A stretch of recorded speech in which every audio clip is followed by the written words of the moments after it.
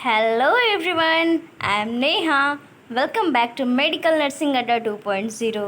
आज हम बात करने वाले हैं हमारा मोस्ट इम्पॉर्टेंट प्रैक्टिकल्स फाइल्स के बारे में कि प्रैक्टिकल्स फाइल्स मिलते हैं तो उनको किस वे में अरेंज करना चाहिए, किस तरह से हमें बनाना चाहिए और क्या क्या फॉर्मेट होगा। तो चलिए आज हम जानते हैं किस तरह से हम क्या बनाएंगे हमारा प्रैक्टिकल फाइल। तो क्या ये हमारा 4th ईयर का प्रैक्टिकल फाइल है, यानी कि कम्युनिटी हेल्थ नर्सिंग सेकंड का है। तो आप यहाँ अपने कॉलेज का लोगो लगा सकते हैं, इस तरह से डेकोर कर सकते हैं हमारा जो फ्रंट पेज होता है कवर के ऊपर। तो आगे चलिए देखते हैं हम किस तरह से हम उसको क्या करेंगे, अरेंज करेंगे। तो सेकंड हमारा पेज होगा जिसमें हमारा नाम होंगे, हमारे रोल नंबर्स होंगे और क्या हमारे बैचेस के नाम लिखे होंगे, प्लस से एक्सटर्नल इंटरनल जो एग्जामिनर आते हैं उनके साइन के लिए होंगे। टीचर सिग्नेचर और principal signature is the most importants, वहाँ हमारा साइन और मोहर दोनों रहेंगे। चलिए नेक्स्ट इंडेक्स देख लीजिए, आपको किस तरह से इंडेक्स बनाना है। अब जिस वे में अरेंज करने वाले हैं उस वे में आपको यहाँ लिख देना है सबसे पहले इंडेक्स। देन आपको पेज नंबर भी अगर लिखना है तो साइड में आप पेज नंबर का भी कॉलम बना सकते हैं। तो आप देखते चलिए। तो आज हम देखेंगे क्या, केस स्टडी ऑन ट्यूबरक्लोसिस, जो ट्यूबरक्लोसिस में केस स्टडी किस तरह से बनाया जाता है और उसका फॉर्मेट क्या होगा। तो चलिए देखते हैं। आप इस तरह से उसका ट्यूबरक्लोसिस का केस स्टडी का क्या फ्रंट पेज अरेंज कर सकते हैं। आप यहाँ देख सकते हैं कि submitted to and submitted by. Submitted by में आपको क्या करना है, अपना नाम, रोल नंबर, बैचेज, सेशंस ये सब ऐड करना है। और सबमिटेड टू में जो आपके ट्यूटर्स होंगे उनका नाम ऐड करना रहता है। तो आपके जो भी ट्यूटर्स होंगे वो अपना नाम ऐड कर दीजिएगा।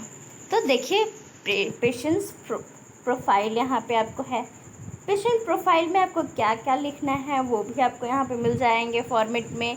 आइडेंटिफिकेशंस डाटा में age, name, gender, ward, bed number, addresses, educations, occupations क्या है पेशेंट्स का, मैरिटल स्टेटस क्या है, रिलीजेस क्या है, date of admission and diagnosis एंड जो कंसल्टेंट डॉक्टर हैं उनके भी नाम रहते हैं। फिर नेक्स्ट हम देखेंगे क्या, हमारा चीफ कंप्लेन। पेशेंट्स का जो चीफ कंप्लेन है वो क्या कंप्लेन कर रहे हैं, तो आपको जो भी कंप्लेन होगा वहाँ पे ऐड करना है। नेक्स्ट हम देखेंगे हेल्थ हिस्ट्री में present medical history, past medical history, फिर पास्ट सर्जिकल, कोई पेशेंट का पास्ट सर्जिकल हिस्ट्री वो भी मेंशन करेंगे। फिर देखेंगे फैमिली कॉम्पोजिशंस, फैमिली में कितने पर्सन्स हैं, कितने मेंबर्स हैं, उनका एज क्या है, पेशेंट से रिलेशंस क्या है, उनका एजुकेशंस का ऑक्यूपेशन क्या है और जो भी मेंबर्स हैं उनका हेल्थ स्टेटस क्या होगा। फिर फैमिली हिस्ट्री में वही बात करेंगे नेक्स्ट। फिर फैमिली ट्री बनाना हमारा मोस्ट इम्पॉर्टेंट रहता है, तो आप फैमिली ट्री भी बना सकते हैं, बनाना ज़रूरी रहता है। फिर सोशल इकोनॉमिक स्टेटस आप पेशेंट्स का लिख सकते हैं।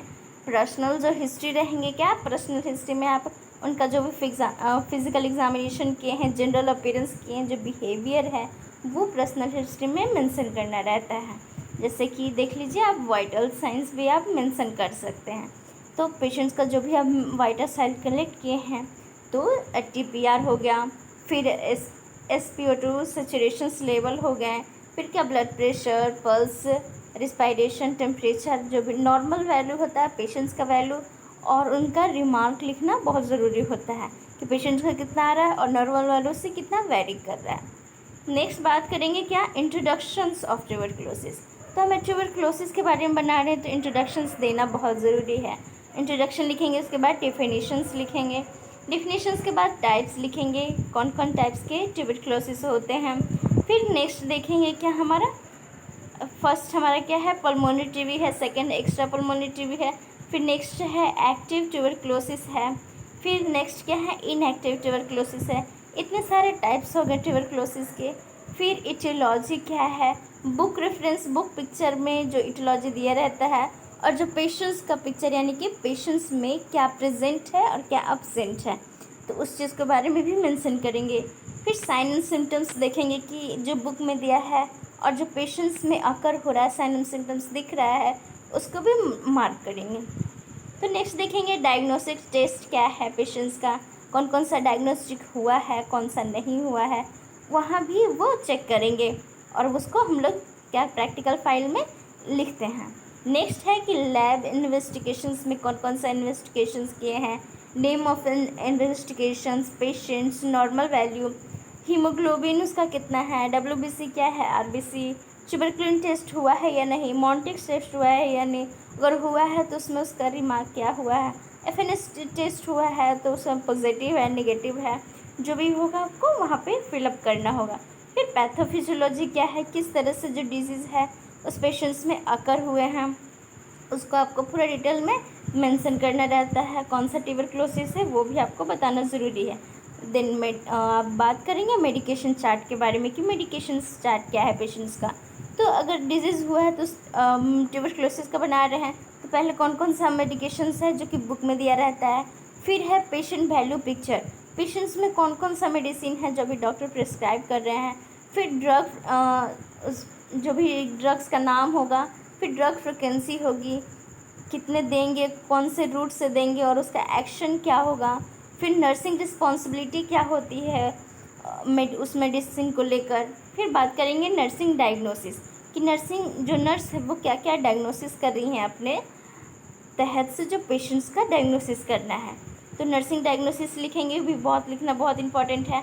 फिर शॉर्ट टर्म गोल क्या है पेशेंट्स का, फिर लॉन्ग टर्म गोल क्या है कि जो ट्यूबरकुलोसिस डिजीज़ होते हैं वो क्रोनिक डिजीज़ होते हैं, तो पहले शॉर्ट टर्म गोल भी लिखना ज़रूरी है। फिर लॉन्ग टर्म गोल उसको क्या करवाना है, एजुकेटेड देना है उसको, एजुकेशन उस तरह का हेल्थ किस तरह से इम्प्रूव करना है और किस किस चीज़ को अवॉइड करना है ये भी लिखना ज़रूरी है फ्रेंड्स। फिर नेक्स्ट बात करेंगे क्या हमारा हो जाएगा एनसीपी बनाना बहुत ज़रूरी होता है, या तो केस स्टडी हो या फिर केस प्रेजेंटेशंस हो। तो आप देख सकते हैं किस तरह से हमारा एनसीपी भी है। तो नेक्स्ट बात करेंगे हमारा क्या फ्रेंड्स, हेल्थ एजुकेशंस में हम क्या क्या पेशेंट्स को हेल्थ एजुकेशन दे सकते हैं, पर्सनल हाइजीन के बारे में या फिर न्यूट्रिशन के बारे में या फिर एक्सरसाइज के बारे में, क्या क्या उसको हम पेशेंट्स को एडवाइस कर सकते हैं और क्या कंट्रोल करना है, क्या अवॉइड करना है, इन सभी चीज़ के बारे में बात करेंगे। तो ये था हमारा था ट्यूबरकुलोसिस का था केस स्टडी ऑन ट्यूबरकुलोसिस। तो कैसा लगा फ्रेंड्स बताइएगा ज़रूर, और अपने वीडियो को लाइक कीजिएगा और चैनल को सब्सक्राइब कीजिएगा और अपने फ्रेंड्स के साथ शेयर ज़रूर कीजिएगा जिनको भी प्रैक्टिकल फाइल बनाने में दिक्कत होती है। और बहुत सारे टॉपिक्स का आपको यहाँ पे प्रैक्टिकल फाइल से रिलेटेड मिल जाएंगे। तो thank you so much, bye bye.